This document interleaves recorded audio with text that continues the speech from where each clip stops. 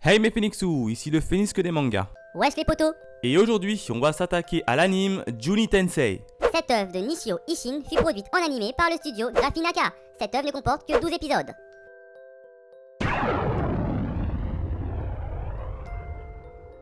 Dans un monde temporairement vide de toute population, 12 guerriers portant les 12 noms des signes astrologiques chinois s'affrontent pour réaliser un seul souhait. Leur objectif, être le seul survivant à la fin de cette guerre.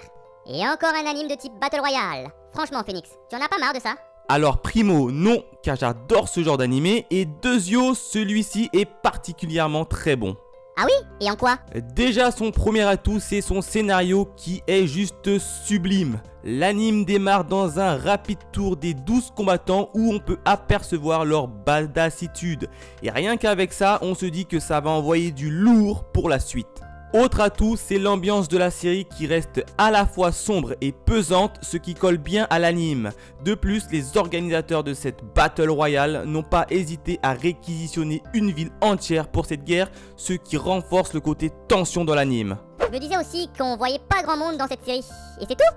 Loin de là Yuka, loin de là. L'autre atout sont les combats qui sont juste hyper beaux et tactiques. Je veux dire par là qu'il y a de l'analyse, des hypothèses, bref, les Zodiacs réfléchissent avant d'agir, ce qui rend la série beaucoup plus réaliste. Encore heureux que les combats sont chouettes, c'est la base de ce type d'animé, non?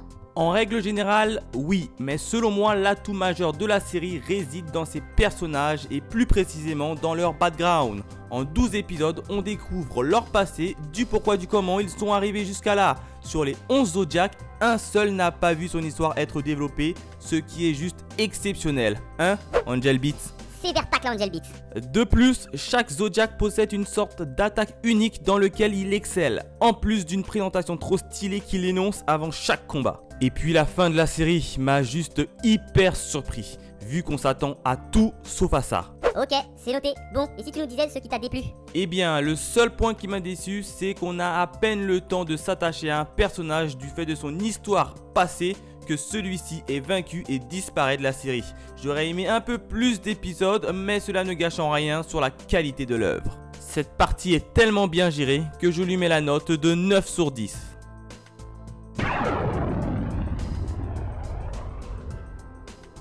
Eh bien, quand je regarde les aperçus, ça a l'air pas mal. Alors au niveau du graphisme, je dis bravo à la fluidité des combats qui sont juste sublimes et soignés. Rien à redire sur le côté sombre de la série qui est bien mis en valeur. Franchement, je ne connaissais pas du tout ce studio d'animation, mais au vu de ce qu'ils ont proposé, je vais aller jeter un œil dans leur catalogue. Et ta note dans tout ça? Pour moi, ça vaut facilement les 4 sur 5.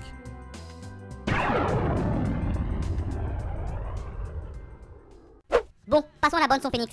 L'opening interprété par le groupe Panorama Panama Toe est juste un coup de cœur. En plus de dévoiler en fond les 12 Zodiacs, elle colle bien à l'ambiance générale.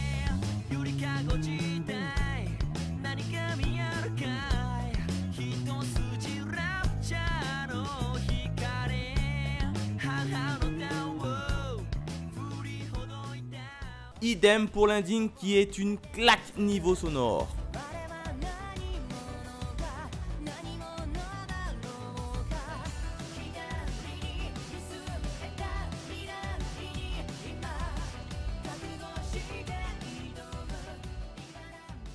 Enfin, petite déception au niveau de l'OST qui reste assez moyen dans l'ensemble. C'est pour cela que je lui mets la note de 4 sur 5.